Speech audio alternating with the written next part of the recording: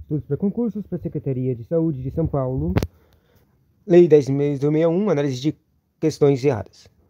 Questões erradas porque essas vou analisar as questões que eu errei. Como é que se faz a análise? A revisão, né? Você verifica e você descobre o que estava errado aqui. Questão de provimento, exercício e vacância dos cargos. De acordo com a lei estadual, a reintegração é... Daí você tem que lembrar o que é reintegração. Reintegrar é ato pelo qual o aposentado reingressa no serviço público. Reingressa, reintegra. Só que não. Isso aqui é reversão. É quando o cara volta. Esse aqui eu escolhi, né? Só que isso aqui não é reintegração, é reversão. O reintegrar é quando o cara sai. Ou seja, o cara foi demitido por algum processo administrativo, mas depois ele foi anulado, ou ele ganhou no processo na justiça e conseguiu voltar. Daí ele reintegra. Foi demitido, voltou. Mas enquanto esse aqui que eu tinha escolhido, o aposentado reingressa no serviço público, é a reversão. Ou seja, ele não foi demitido, não teve a punição. Ele só quis voltar e voltou. Esse aqui também serve para o cara que estava aposentado, sabe? Se o cara estava aposentado por acidente, sabe? Qual é o nome daquela aposentadoria? De disponibilidade, de acidente, de incapacidade? Isso. Aposentadoria por incapacidade. Se ele conseguir se recuperar e ter capacidade, ele pode revoltar também, né? Daí tem a investidura do servidor público em cargo diverso decorrente da readaptação. Recomendada em inspeção médica. Esse aqui é a readaptação. Deixa eu colocar aqui os quadradinhos de desenhar. Esse aqui é né? Ele sempre coloca um re. E adaptação. Está até escrito aqui no texto. Readaptação para um outro cargo, certo? Esse aqui é a reversão. Nesse caso aqui, ele tinha saído por vontade própria, não tinha punição de demissão e ele estava sendo aposentado, certo? O ato pelo qual o servidor, em disponibilidade, reingressa ao...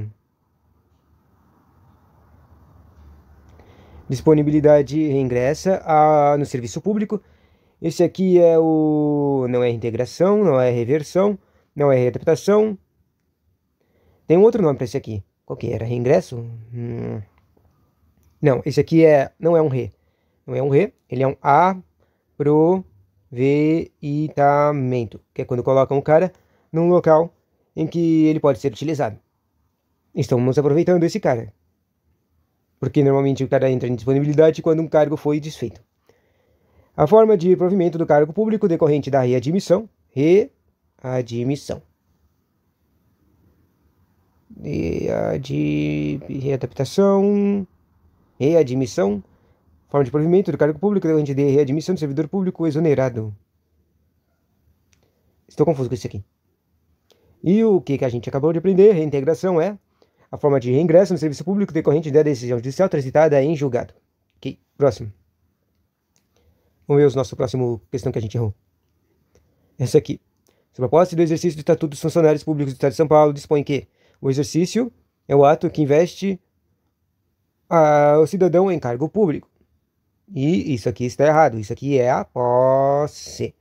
Posse é o ato pelo qual o funcionário assume as atribuições e responsabilidades de cargo. E esse aqui eu não sei. Não sei. O que era para colocar aqui? Será que era para colocar o exercício?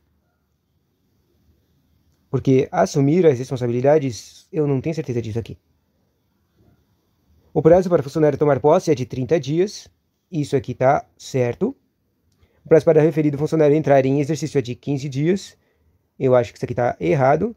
Sendo ambos os prazos contados e a data do ato provimento no cargo no órgão oficial. Sendo ambos os prazos contados da data do ato de provimento. Olha, provimento. Esse aqui deve ser isso aqui. Do cargo no órgão oficial. Contados? Por que seria contado? Não faz sentido. Isso aqui está errado, principalmente por causa desses contados, para mim. Só isso que eu consigo imaginar. O quarto diz, o prazo inicial da posse não pode ser prorrogado de forma alguma, e obviamente está errado, a gente acabou de ver isso aqui. Pode ser prorrogado sim, pode ser. E o último era a resposta certa. Dispõe que o funcionário que não entrar em exercício dentro do prazo será exonerado. O que significa isso? Significa que ele não entrou, então a saída dele do serviço público não é uma punição. Ele só é considerado exonerado. Não, punição. Tem essa coisa aí de diferenciar as coisas que são punições e não são punições, né? Próxima questão.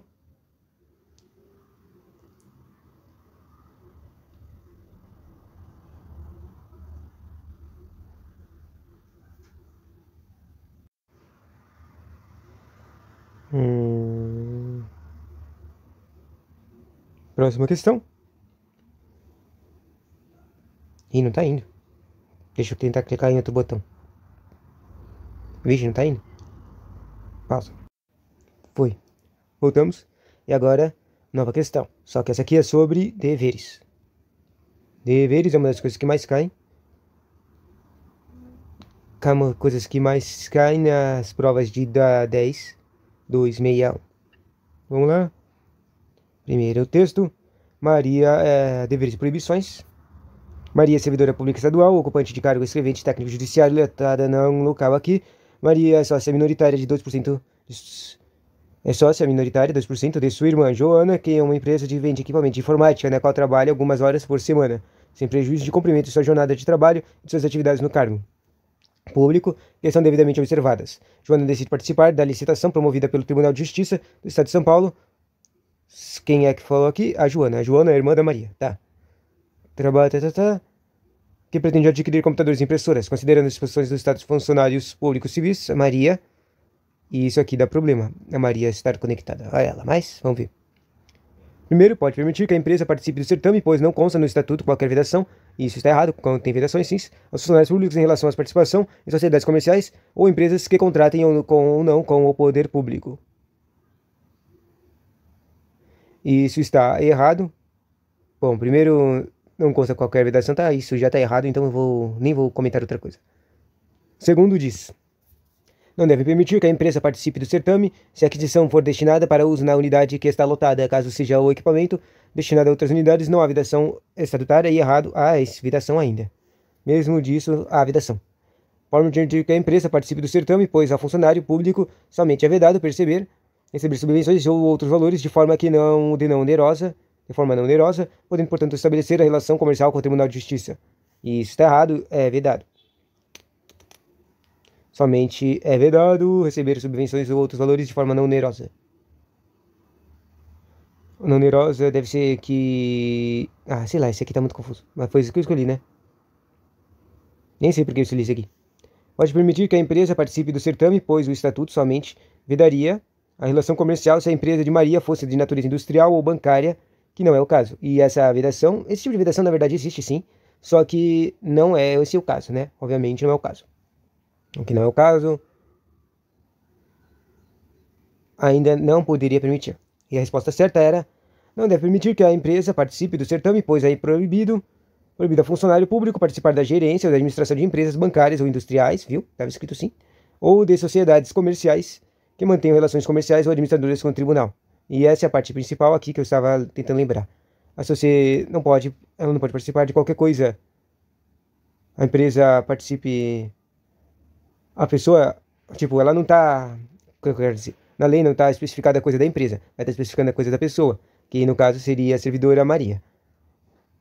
A Maria, já que ela participa disso aqui, essa empresa se tornou uma empresa que tem conexão com o tribunal. Por isso, ela não poderia participar da empresa do tribunal, do treco. Por que que isso acontece? Por causa que a perspectiva de que pode acontecer trapaças no sistema. Bom, próximo, de acordo com o Estatuto dos Funcionários Públicos Civis do Estado de São Paulo, a atuação dos funcionários públicos na administração das sociedades comerciais é, de novo, a gente acabou de ver essa questão, permitida.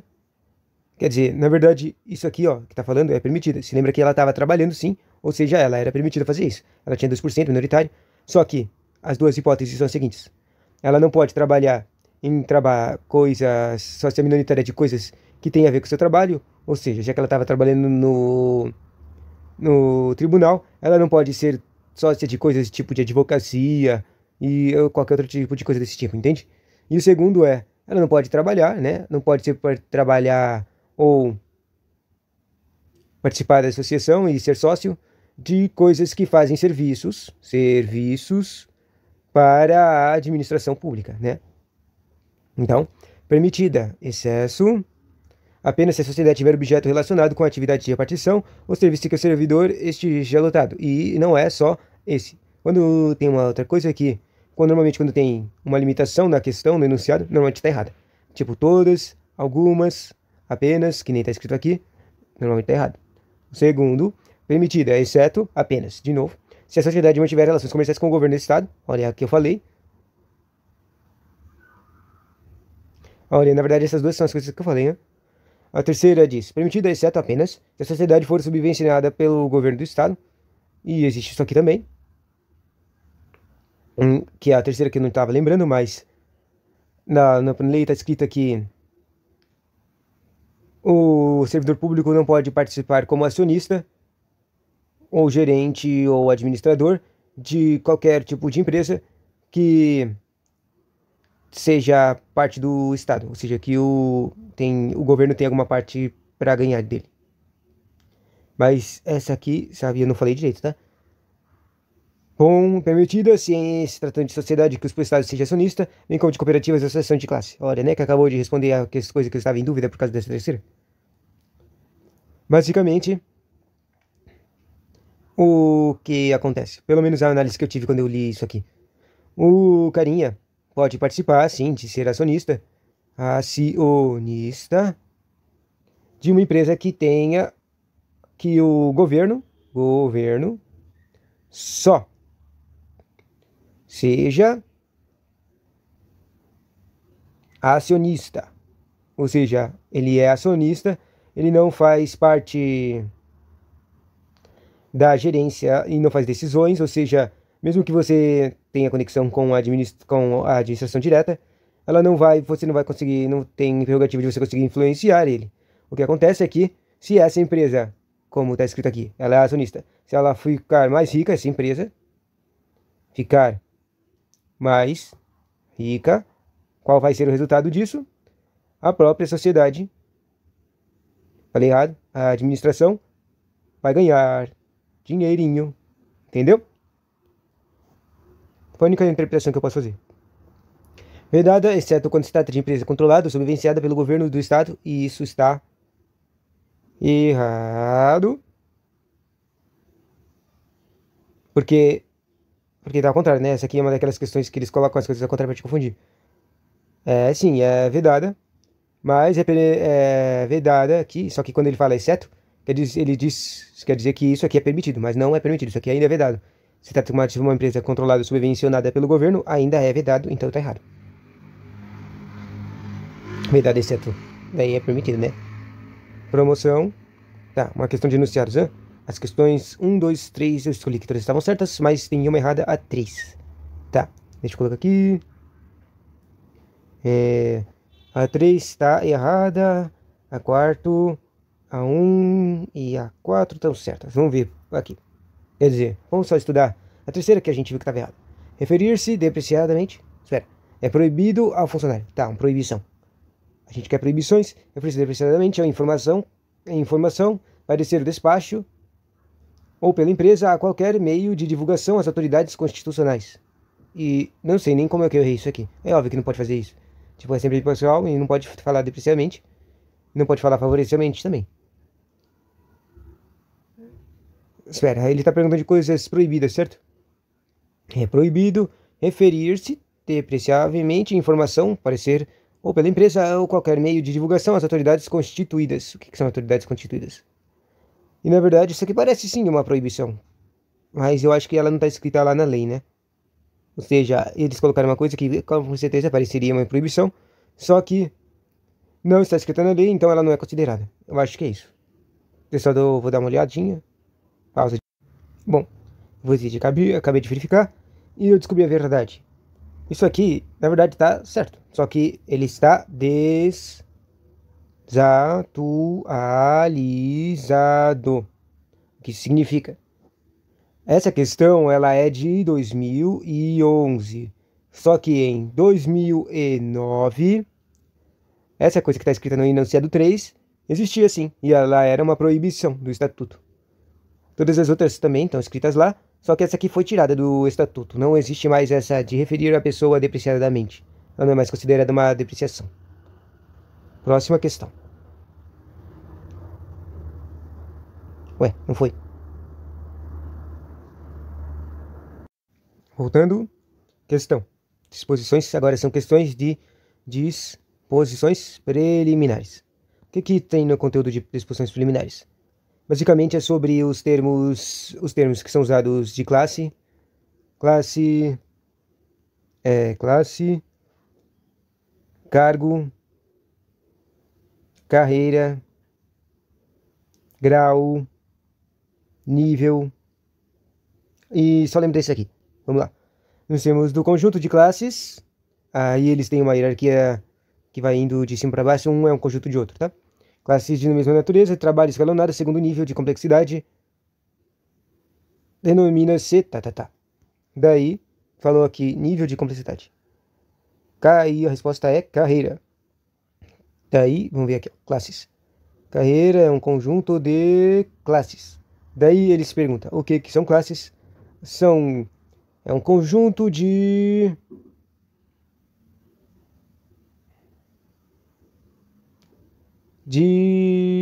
é um quadro. Tá. Daí o quadro é um conjunto de cargo público. E o cargo público tem graus, que é o nível de elevação, certo? E o grau está dentro da elevação de cargo que está na carreira. Tá? E o padrão do cargo público é o dinheiro que você ganha. Eu acho que é isso. Próxima questão. Opa, tira aqui. De novo.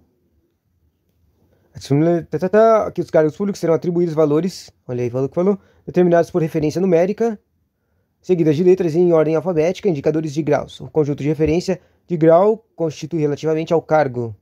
Conjunto de referência a grau.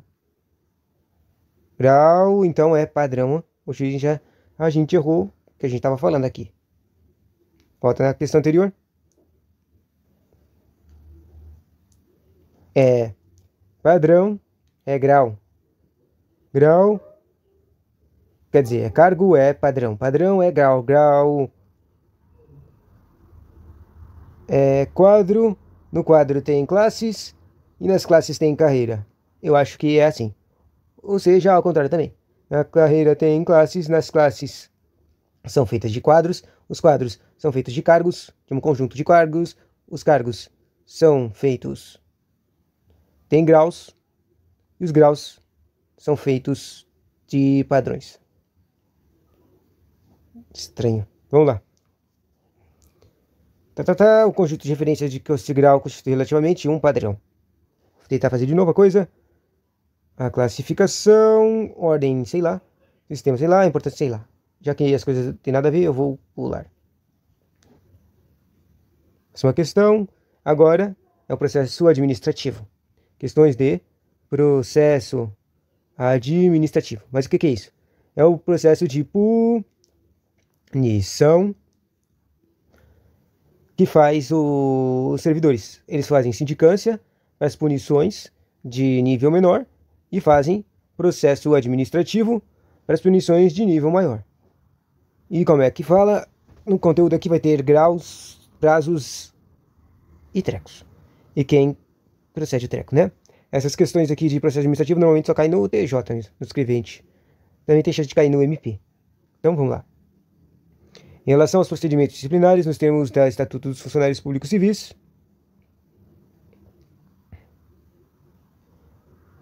é correto afirmar que a contagem para ser efetuada é computando-se o dia inicial, antecipando-se o vencimento, que incidir em sábado. Não existe essa coisa de antecipação, tá? Que seja sábado, domingo e feriado, ou facultativo. Não existe isso, tá? Se o final do prazo cair num desses dias, ele vai para o próximo dia útil. Porque eles falam toda hora na lei que basicamente conta os dias úteis. Tenta fazer isso, né? Bom, então tá errado. O servidor absolvido pela justiça, mediante simples comprovação de trânsito em julgado, de decisão que absolveu por falta de provas, será reintegrado ao serviço público no cargo que ocupava e todos os direitos e vantagens devidas. Mediante simples comprovação de trânsito em julgado da decisão que o absolveu por falta de provas. Será reintegrado ao serviço público no cargo de ocupava com todos os direitos e vantagens. E aí, você sabe qual é o erro disso aqui? Eu me lembro, tipo, eu não li na primeira vez que eu li, agora há pouco, eu não lembrava, mas agora já lembrei. É assim. Existe isso aqui sim. Essa coisa de simples. Como é que tá escrito aqui? Mediante simples aqui, ó. Essa coisa de simples comprovação de trânsito em julgado existe sim. Ou seja, se teve uma comprovação, um trânsito julgado, Se você comprovar, você é readmitido imediatamente. É obrigado eles a admitirem imediatamente. O problema aqui é isso aqui, ó. Absolveu por falta de provas. Esse é o problema. Só pode ser essa simplificação aqui quando é uma anulação. E quando é que acontece uma anulação? É quando foram previstas e descobriram que deixa eu colocar aqui um ou, pra cá e pra cá. Ou o cara não fez, ou seja, ele nem é o cara que fez a coisa do mal, ou a coisa ruim, ou a besteira, ou a idiotice. Ele não é o cara que fez a coisa do mal, ou qual era uma outra coisa para anular? Ele não fez, ou não houve isso, não houve a besteira, não houve crime ou coisa para punição.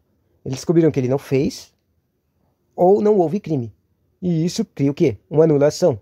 E quando acontece a anulação, o cara tem total direito de voltar ao treco e ele ainda tem direito a receber tudo que ele não recebeu, todas as vantagens e trecos. Aqui, ó. Será integrado, essa coisa de reintegração tá certa, mas essa coisa de chamar de reintegração é quando ele foi demitido. Se não fosse, se ele estivesse remitido enquanto estava nesse processo, se não tivesse sido demitido enquanto estava no processo, então não seria chamado de reintegração, né? Ou serviço público no cargo que ocupava com todos os direitos e vantagens devidas. Ok, já descobrimos duas dessas aqui. A contagem está errada nesse aqui. Esse aqui falaram a razão errada. O terceiro diz: o pedido de reconsideração que não poderá ser renovado poderá ser deduzido. A reconsideração é o recurso, tá? Poderá ser deduzido diante da decisão tomada por secretário de Estado em única instância no prazo de 15 dias. Isso está errado. Não podem reduzir o prazo de consideração. O prazo para recorrer da decisão de sindicância é de 10 dias. Esse aqui não tenho certeza. Contados da publicação da decisão impugnada do Diário Oficial do Estado ou da intimação pessoal do servidor, quando for o caso. Ou seja, a verdade tá certa, essa parte final aqui. O prazo normalmente só pode recorrer. O prazo de recorrimento é quando o cara sabe. Quando eles fizeram no caso aqui, o cara do TJ, o MP, ou sei lá, eles fizeram um ato que eles fizeram um trabalho de dar ciência ao cara, das decisões. Se eles fizeram esse trabalho, ele tem direito de recorrer. Mas o prazo aqui deve estar errado. É a única hipótese que dá pra ver, porque isso aqui tá tudo certo. Esfera. O prazo para recorrer na decisão em sindicância. Opa, eu pensei em outra coisa que pode estar errado. Isso aqui, sindicância. Talvez na lei tenha prazos diferenciados para a recorrência de sindicância e de processo administrativo. Como a gente já viu, sindicância são coisas pequenas, processo é coisas grandes. PROC é coisas grandes de graves. Entende? Ou seja, é possível que tenha uma diferenciação entre os prazos de na sindicância, tipo, ser 5 dias, enquanto no processo seria os 10 dias que estão mencionados aqui. Então é possível que essa aqui esteja errada por causa da sindicância aqui. Interessante. O processo administrativo deverá ser instaurado por portaria. Esse aqui, a gente já viu questões disso aqui. No prazo improrrogável de 8 dias do recebimento da determinação e concluir no dia de 90 dias da citação do acusado. Isso é interessante, né? Tá. Próxima questão. Ainda do processo. Vamos ver se a gente acha mais isso. A respeito do processo administrativo, consoante o disposto na lei estadual, é correto afirmar que, não sendo encontrado para receber a citação, o processo será suspenso até que o acusado venha a ser encontrado para ser citado pessoalmente, não correndo a prescrição nesse caso. Não entendi. Consoante o quê? Processo. Tá. Não sendo encontrado para receber a citação, citação. É um meio de intimar, certo? O processo será suspenso até que o acusado venha a ser encontrado para ser citado pessoalmente, não correndo a prescrição nesse caso. E, obviamente, isso aqui está errado. Mesmo que o cara não encontraram ele, existem outros meios de citar. Eles têm direito a usar os outros meios de citar e intimar o cara. Pode usar edital, pode usar outras coisas. Eles vão fazer esses meios. E depois que eles fizeram o seu trabalho de tentar intimar esse cara, eles podem começar o processo. Não tem essa coisa de suspensão por causa que a gente não encontrou o cara, não. É obrigação do acusado tomar ciência e assistir aos atos e termos do processo. E não é obrigação, não. O processo pode continuar sem a sua assistência. Tipo, ele pode contratar um advogado para ficar cuidando do processo, devendo ser notificado de tais atos processuais. Mesmo que o acusado não compareça ao interrogatório, inicia-se no prazo de 3 dias para requerer a produção de provas ou apresentá-las. Basicamente, o processo tem que continuar. Se lembra que tem as prerrogativas de processo, que o processo tem que ter duração cabível. Então, tem que começar o mais rápido possível o processo. Falei totalmente errado, né? Mas isso é coisa de TJ. Próxima questão. Testemunhas arroladas pela acusação serão obrigatoriamente intimadas a comparecer à audiência designada. E isso está certo, mas talvez esteja errado isso aqui, ó. Pelo acusado.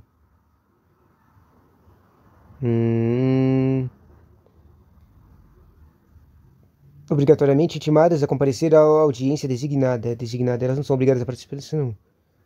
Não sei qual é o erro disso aqui direito. A demissão do funcionário a bem de serviço público acarreta incompatibilidade para nova investidura em cargo público pelo prazo de 8 anos. E essa é interessante. Existe mesmo isso aqui, de se uma pessoa foi demitida e por causa da demissão dela, ela cria uma punição de não trabalhar mais no serviço público, porque ela não tem mais confiança no serviço público, certo? Só que não é valor de 8 anos. Quer dizer, pelo que eu me lembro é 5 anos, mas talvez tenha mudado, ou seja mais, né? Eu vou dar uma olhada. Pausa de olhada. Questão. Quanto à acumulação remunerada dos funcionários públicos civis do Estado de São Paulo, é correto afirmar que, verificada mediante sindicância, que o funcionário, isso aqui é de acumulação, tá?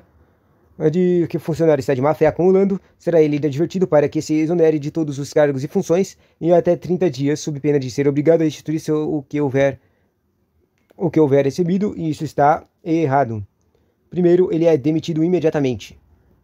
E não há pena, não é pena de ser obrigado, ele é obrigado. Não tem como ele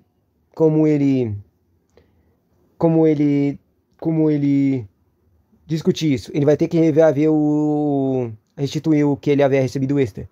Mas por que ele tem que fazer isso? É por causa que ele tem mais de um trabalho de acumulação que não é prevista na Constituição ou nessa lei aqui. Existe o estereotipo prerrogativo que ele está fazendo alguma tramanha contra a administração. Ou seja, ele está recebendo por coisa que ele não está trabalhando, entendeu? Próximo ponto. A proibição de acumular proventos se aplica aos aposentados, e isso está certo, mas só para alguns casos. Um aposentado pode acumular com um trabalho que ele não... com aposentadoria de trabalho acumulável. Ou seja, um carinha que é professor, e daí ele se aposentou como professor, ele pode receber a acumulação como outra coisa que não com a aposentadoria do outro cargo, entende? Bom, quanto ao exercício de mandato eletivo, cargo em comissão ou ao contrato para prestação de serviços técnicos ou especializados. Com exercício de mandato eletivo, cargo em comissão ou de contrato para prestação de serviços técnicos ou especializados. E exato... Não pode fazer isso. Tá certo. Não entendi. Tem alguma coisa estranha aqui. Bom, não vou tentar descobrir. Próximo. O funcionário ocupante do cargo efetivo ou em disponibilidade não poderá ser nomeado para cargo em comissão. Isso está errado? Ele pode sim. Pode. É vedada a acumulação remunerada, exceto, dentre outras, de um cargo de juiz e de um professor, e de 2 cargos de professor e um de professor e outro técnico científico. E tá certo isso aqui. Próxima questão.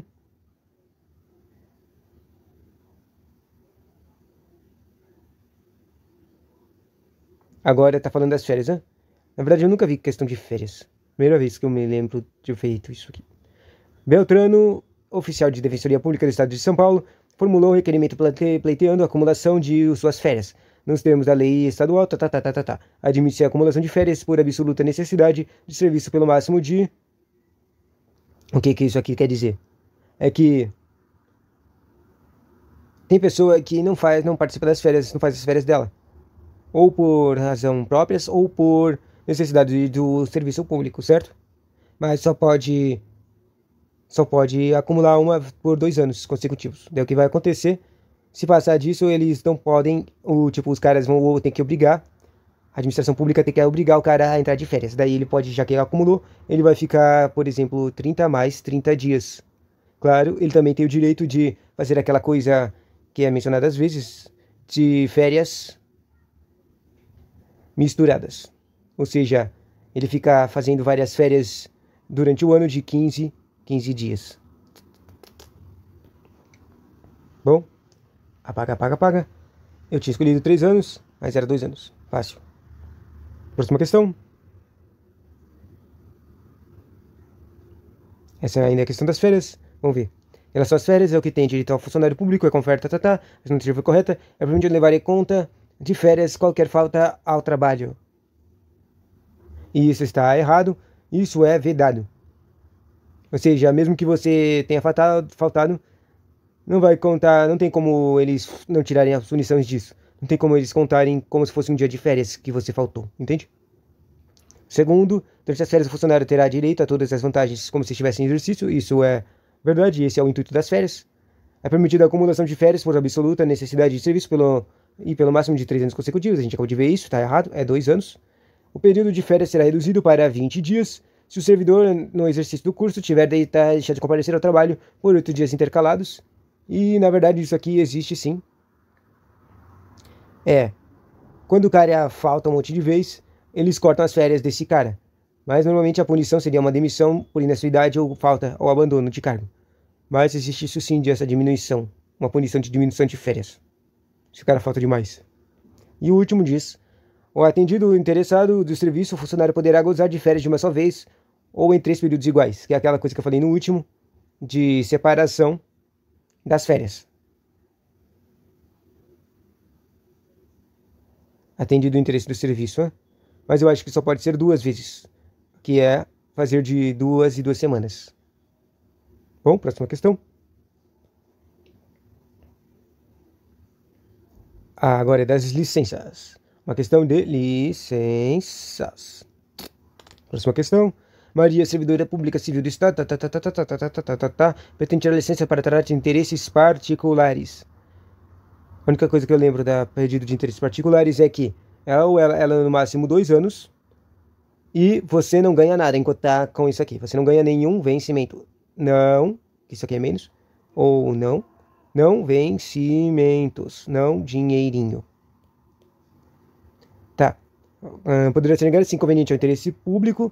Isso aqui é umas prerrogativas principais das licenças. O cara não pode sair do serviço público se ele vai ferrar com o serviço público, que é da coletividade, se ele entrar de férias ou licença, entende? Tá certo isso? Poderá, em situações excepcionais, ser concedido ao servidor removido. Removido? Não faz sentido, porque o cara removido tá saindo do lugar que ele tá e ir para outra ente ou outro ponte, outro local. Mesmo antes de assumir o exercício do cargo. Ou seja, o cara está se fazendo a remoção, está indo para outro local, assumir o mesmo cargo em outro local. E é claro que não pode fazer isso, né? Não faz sentido. É concedido pelo prazo máximo de 3 anos, e isso está errado. No caso aqui que ele está falando é uma particular, e eu falei que é 2 anos.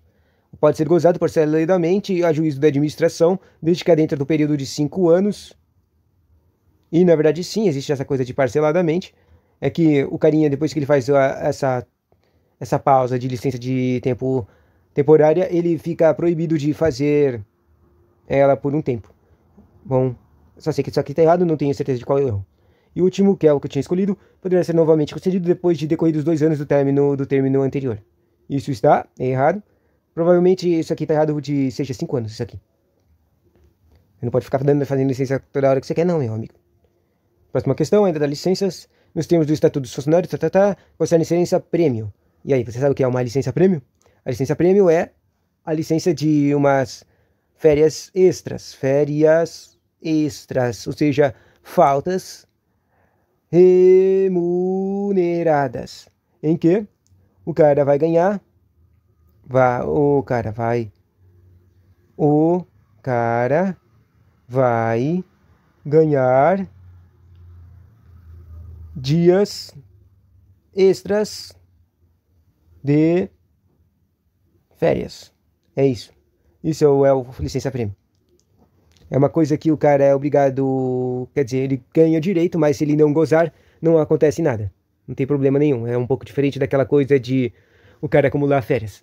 Licença prêmio, se o cara não quiser usar, ele não usa, e se ele não gozar disso, a administração não tem ela não vai se ferrar por não dar para ele essa licença. Basicamente quando o cara trabalha por uma quantidade de anos específica, que vai estar especificada na própria lei, No caso aqui do estatuto, eu acho que são 5 anos. Ele trabalhou por uns 5 anos, ele ganha uma licença-prêmio de uns 15, 30 dias. Ou é algum menor, né? Bom, vamos lá. O funcionário terá direito como prêmio de assiduidade a licença de 90 dias em cada período de 5 anos, anos de exercício interrupto ou não. O que é... eu lembrei de uma coisa agora. O problema da licença-prêmio... Não. Eu ia falar uma coisa muito louca, tá? Bom, basicamente, isso aqui tá errado, essa quantidade aqui. É muito demais isso aí. Se lembra que a gente falou que não pode ter acumulação de férias, e no máximo é 2 férias. Ou seja, o máximo que uma pessoa pode sair do serviço sem ser uma licença e ainda receber dinheiro é por 2 meses. Isso aqui já é demais. O período de licença será considerado de efetivo exercício para todos os efeitos legais e não acarretará desconto algum no vencimento de remuneração. Isso é verdade, é que nem as férias. A licença-prêmio é igual às férias, tá? Só que ela é um prêmio, não é o direito lá de trabalhar 12 meses e ganhar umas férias de 30 dias. O terceiro diz que a rotina escolhida era requerimento dos funcionários, a licença poderá ser gozada em parcelas inferiores a 30 dias. E não dá para fazer isso, só dá para fazer isso com férias, isso aqui não é férias. O gozo do por inteiro ou parcelado, o gozo por inteiro parcelado da licença-prêmio é uma da escolha do funcionário, não podendo a administração interferir em tal escolha e, bom... Agora, que eu li isso aqui, eu tô confuso, tô me confundindo se a licença pode ser parcelada. Bom, obviamente o que está errado aqui é a administração não pode interferir em tal escolha, e isso está errado. Como várias vezes aparece, a administração pode sim interferir nessa escolha em caso de prejuízo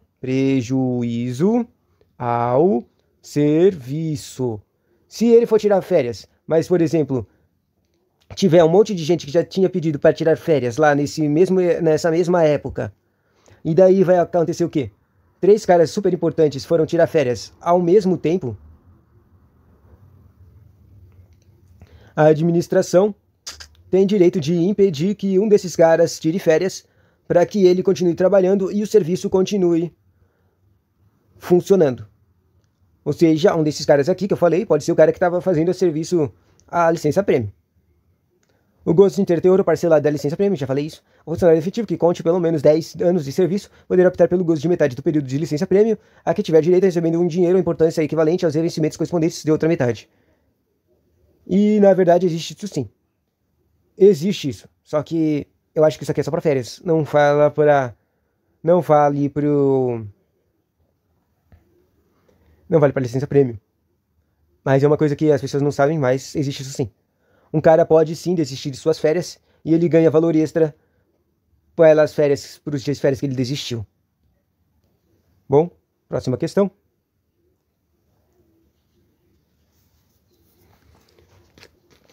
Pela autoridade máxima da repartição, onde se funcionará...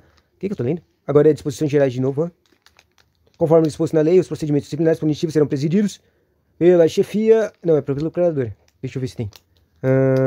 Tá aqui, né? Tá certo. Pelo procurador do Estado confirmado na carreira. Essas questões aqui de procedimentos disciplinares é quase sempre o procurador, tá? Pela chefia imediata do funcionário que cometeu a infração, tá errado. Pela autoridade máxima de repartição, onde o funcionário exerce suas funções, tá errado também.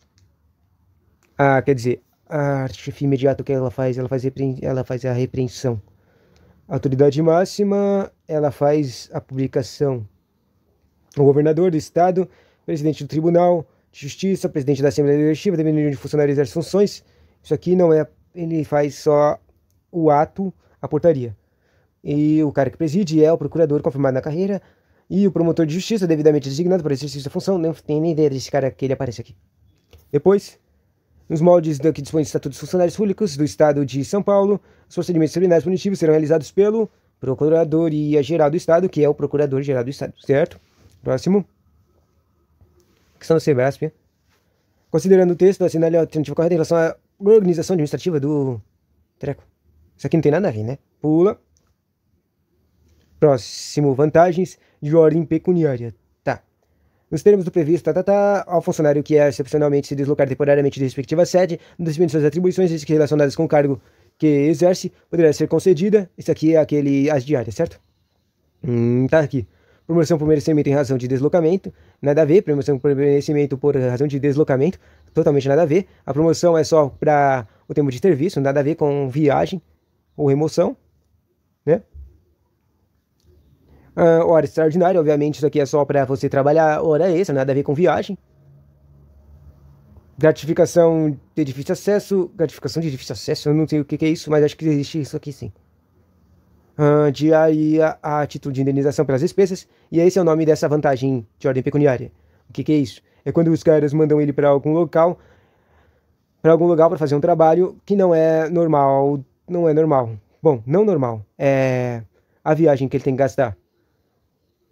Daí, normalmente eles mandam ele de carro, mas às vezes ele mesmo tem que gastar, ele mesmo tem que fazer essa viagem com o próprio carro dele, e daí, fazendo essa viagem, a administração pública tem a obrigação dele de ressarcir ele, e o nome dessa ressarção é o diária a título de indenização.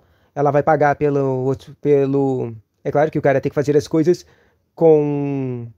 Tem que fazer as coisas com o valor certo, e não exageros. Ele tem que ficar num hotel que tenha os valores cabíveis, tem que comer em restaurantes ou lanches que cabem no valor, e não pode ficar viajando sem parar de carro, né, ou táxi, entende?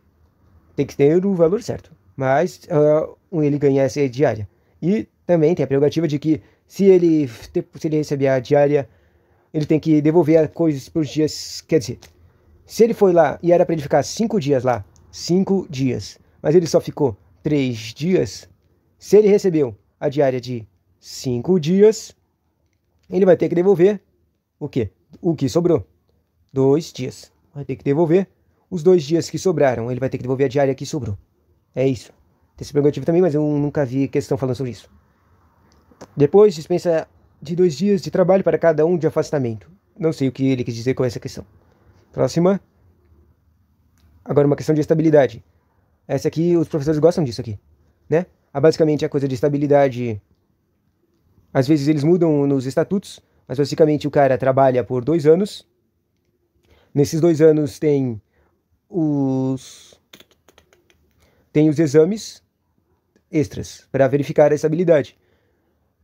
Tem um exame e tem um exame final no 3º ano. E depois de passar esses 3 anos, ele vira estável. É isso. Vamos ver se aparece o nome desses exames aqui. Assegurando estabilidade somente ao funcionário que, nomeado por concurso, contar mais de 1 ano de efetivo exercício. Isso é errado, tem que ser mais de 3 anos. Errado o número aqui. O funcionário estável só poderá ser demitido em virtude de processo administrativo assegurado pela defesa. E não é processo administrativo, e é assegurado pela defesa sim, mas não é só isso, né? Porque já que ele tá falando aqui, ó, só poderá ser demitido em virtude de processo administrativo, o que é o processo administrativo? É quando o cara faz alguma coisa do mal. Ou ele fez um crime, ou ele fez uma merda, ou ele trabalha, ou ele é inascido, ou seja, ele falta demais, o treco. Mas, obviamente, não é necessário fazer um processo administrativo se o cara ficar faltando toda hora, né? Se o cara tá faltando toda hora, obviamente, não precisa de um administrativo. É óbvio que ele tá faltando. Então, ou seja, já que ele tá restringindo a demissão a apenas uma coisa, que é o processo administrativo, torna esse enunciado errado. O cara seria demitido imediatamente se o cara estivesse faltando toda hora, né? Mas tem outros casos também de outras coisas. A estabilidade diz respeito ao serviço público e não ao cargo, ressalvando-se à administração o direito de aproveitar o funcionário em outro cargo de igual padrão, de acordo com as suas aptidões, e isso aqui é a disponibilidade e a estabilidade. O que significa isso? Se lembra que a disponibilidade é quando o cara tá... Seu cargo foi o quê? Ele foi quebrado, foi destruído e ele era estável. Daí o que acontece quando ele é estável? Ele vira disponível e fica travado por um tempo. O máximo de travação é 2 anos, pelo que eu me lembro, mas isso não veio ao caso agora. E daí tem um ranking de pessoas em disponibilidade para serem aproveitadas em cargos que fazem quase a mesma coisa ou que ganham a mesma coisa em mesmo nível. Mas o problema, se essa pessoa aqui tinha esse cargo, ela não tinha a estabilidade,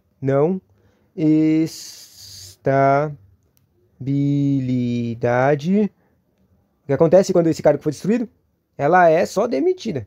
Não demitida, né? Porque demissão é punição. Ela é exonerada. e não tem direito a fazer nenhum pedido de voltar ao serviço público. Ela vai ter que fazer concurso de novo. Entendeu? A estabilidade diz respeito ao serviço público e não ao cargo, ressalvando-se a administração o direito de aproveitar o funcionário em outro cargo de igual padrão de acordo com suas aptidões. O funcionário estável só poderá ser demitido em virtude de sentença judicial, assegurando pela defesa. Se você não entendeu essa primeira aqui que eu falei agora, é que imagina assim, o cara acha que ele tem estabilidade no cargo dele, ou seja, ele pode ficar nesse cargo para sempre, só que não. A administração tem direito de tirar esse cara desse cargo para aproveitar ele em outro cargo que é necessário dele. Um exemplo seria assim, o cara está trabalhando como um administrativo de um ente aqui, de um ente específico, e está indo muito bem, só que daí teve um problema. Teve a vacância de um outro ente que dá para esse carinha viajar, ser removido para lá, é capaz, não vai ter muitos problemas. Teve a vacância desse cara, esse cara tipo morreu, sei lá, foi para outro lugar. E agora esse lugar aqui eles não têm quem nomear. Tipo, sei lá, passou o concurso, sei lá, eles não tem quem colocar lá. Então, a administração pode colocar esse administrativo que estava aqui. Tipo, imagina que tem 2 administrativos nesse outro ente. Ele pode colocar ele aqui para salvar, ajudar esse lugar que estava com problema, entendeu? Próxima questão. Ainda agora de responsabilidades. O funcionário público estadual encarregado de receber valores referentes ao pagamento de honorários advocatícios em favor do Estado, como quitado o pagamento de honorários que, posteriormente, verifica-se que estavam a menor, nesta hipótese, considerando o previsto no Estatuto dos Funcionários Públicos Civis do Estado de São Paulo. Poderá ser administrativamente processado em até 10 anos. Não tenho nem ideia. Esse aqui eu nunca estudei isso aqui. Poderá sofrer penalidade de demissão após a conclusão da sindicância. O funcionário terá o prejuízo descontado integralmente do seu salário. O funcionário somente será responsabilizado se não for possível cobrar do devedor original e terá como sanção cabível apenas suspensão. Vamos pular isso aqui que eu não tenho nem ideia do erro disso aqui. E providências preliminares. Nem ideia de novo. Nos termos desse ponto, determinar a instalação de sindicância ou processo administrativo no curso, havendo conveniência para a instrução ou para o serviço, poderá o chefe de gabinete, por despacho fundamentado, ordenar, dentre outras, a seguinte providência. Uma coisa que o chefe de gabinete pode fazer, designação do servidor acusado para o exercício de atividades exclusivamente burocráticas até a decisão final do procedimento. Entendi. Quando os caras estão com medo de ele fazer alguma coisa contra o processo, ele pode tirar ele de lá. Mas imagina que o cara não é o culpado, né? Se eles tirarem ele cara de lá e tirassem as coisas, decisões, as vantagens dele, outras coisas, não. Então, eles só vão colocar ele em algum lugar que ele dá para ele fazer um trabalho, mesmo que não vai prejudicar em nada, né? E assim, essa foi a última questão, né? Tchauzinho. Tomara que dê pra você estudar, né?